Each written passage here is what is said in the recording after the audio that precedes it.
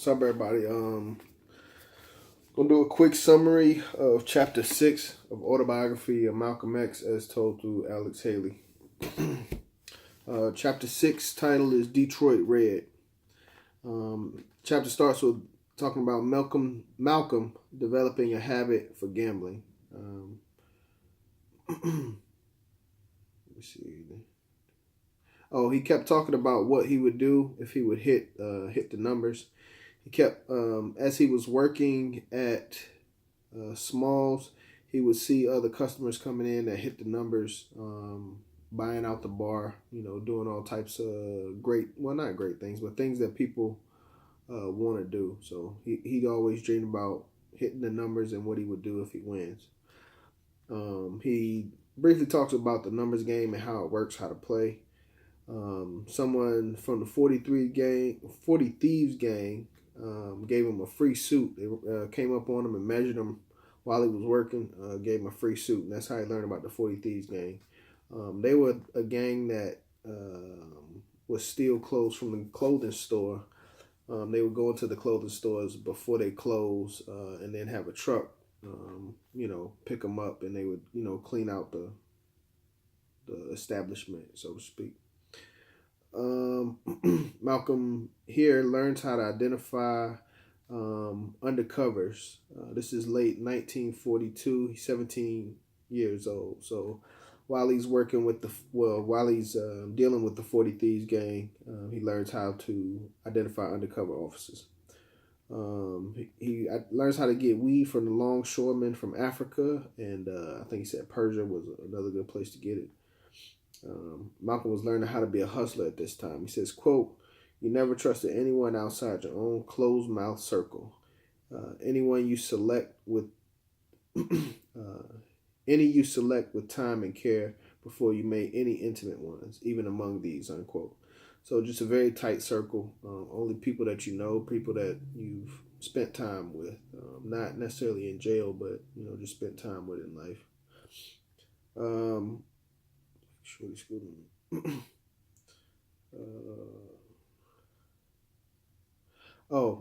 Somewhat like Shorty schooled Malcolm in Boston in Chapter 3, Homeboy, the customers here and the bartender schooled Malcolm in Harlem. He said he became, these customers were, quote, feared and respected. Guys that used to be strong men, yeah.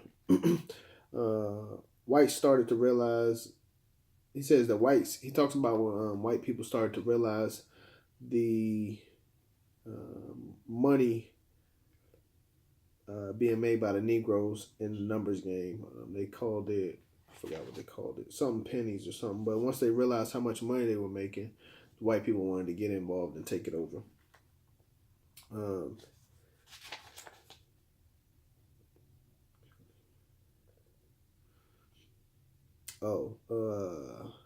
He talks about pimps for a minute. One pimp he talked about was Cadillac Drake. Cadillac Drake was known for having bad-looking women. He said that bad-looking women work harder. Then that's when he introduces he talks about Sammy the Pimp again. A guy named Dollar Bill, a few clothes. He was a pickpocket guy. Jump Steady. He talks about him being a robber. But basically, it's just giving you an idea of the people that Malcolm was around at the time. Malcolm lived in an apartment with a lot of prostitutes as well. He said, quote, it was in this house that I learned more about women than I had at any single place, at any other single place, unquote. He was 17 at this time. Women saw him as a, quote, kid brother. They would come down, chill with him, smoke. Talk about things,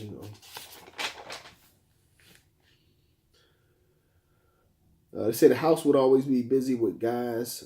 He talks about a 6:30 rush. So I mean, it's a prostitute house, But he talks about that, living in a prostitute house with him being a young man, looked at like a young brother.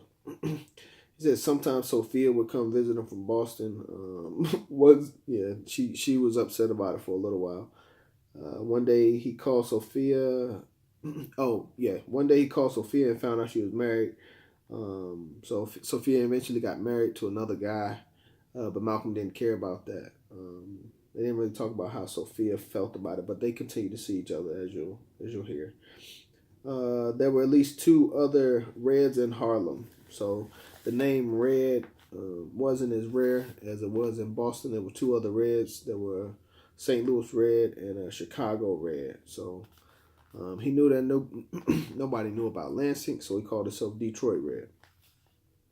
In early 1943, he's about 18 years old. Military spy came into Smalls, and Malcolm messed up and asked the spy if the man wanted a woman. Long story short, he ends up getting barred from Smalls. Like he said, that was the worst thing. It was worse than getting fired. They barred him from the establishment.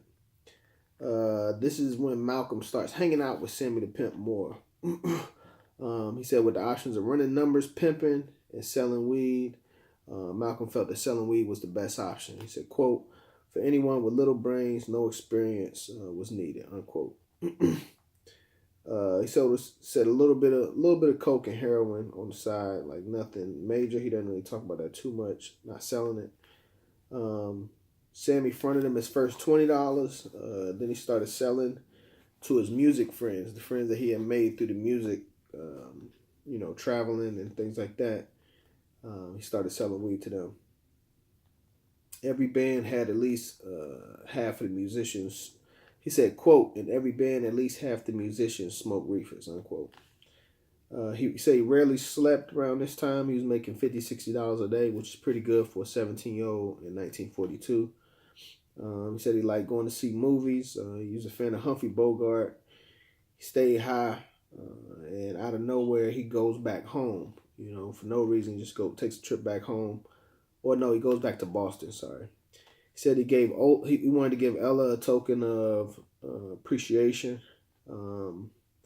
He said she still was upset about the Laura situation. He said he went and saw Sophia, saw Shorty, and he was happy about Shorty's band. Shorty had, he's been doing this saxophone thing, and he's got a band now. So back in Harlem, Malcolm is known by the narcotics team for selling weed. He's gotten to that level. He started getting worried about cops planting evidence on him. He talks a little bit about, I guess, just the presence at the time. And he says he gets a gun.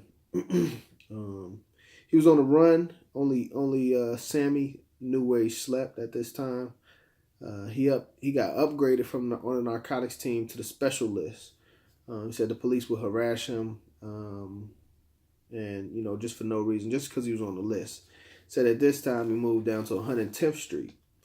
So he said, quote, this was the worst of the ghetto by the poorest people. Worst of the ghetto, common the poorest people, unquote. He said these blacks would steal his stash. Like he used to have a system where he would put his stuff to the side and come get it later. But he said in this neighborhood, they would steal his stuff. He said, quote, when you become an animal, a vulture in the ghetto, as I had become, you enter a world of animals and vultures, unquote. He said it felt like it was a feeling of survival of the fittest. Malcolm seemed to be going downhill as far as money. Like once you lose a couple stashes, it ain't free basically. Malcolm got the idea to use his railroad ID to sell weed on the East Coast. Like he's traveling up and down from Miami to New York selling weed. He said, quotes, how he got away with it. He said, quote, most whites don't give Negroes enough sense to fool him or nerve enough. So they didn't think he was smart enough or brave enough to do it. So that's how he got away with it. He said he became known as the dealer with, quote, Big Apple reefers. Like he had, I guess a different strand than everybody else. Nobody at the time was traveling and selling reefers, so selling weed. This time he spent traveling on the trains allowed him to cool off. So the time while he was on the train, it allowed him to cool off from the narcotics team in Harlem. Malcolm's brother Reginald was a sailor, and his boat came to New Jersey, and he visited Malcolm in New York. Malcolm says he took Reginald all over Harlem. Malcolm was very proud of Reginald. They talked about Lansing and the family. Malcolm was. Oh, the family was doing good and everybody in Lansing was okay. That's one thing they talk about. He taught Reginald about conservative dress and the styles of Harlem. Um, he says, quote, in order to get something, you had to look as though you already had something, unquote. Reginald eventually leaves Harlem, and he's telling Malcolm that, because Malcolm asked him if he would stay, come back and stay. Reginald says he'll think about it. 1943, Malcolm's 18 years old, and he gets drafted. He says, quote, the only thing there is in the world that scared me was jail, a job, an army, in the army, unquote. He gets a seat. He gets sent downtown for the draft screening. They sent him for a psychiatric evaluation. He says that he felt like the psychiatrist was a professional. Malcolm puts on the show to make it look like he's crazy for the psychiatrist. He eventually gets rejected from the army, but that's something that he wanted. And that is the end of chapter 6. So I'll see y'all in chapter 7. Peace out. Make sure you check out MalcolmXFoundation.org. Make a donation to this man and his family. I found out today he ain't had no insurance. He ain't had no family insurance, no health insurance, no life insurance. All right. Chapter 7.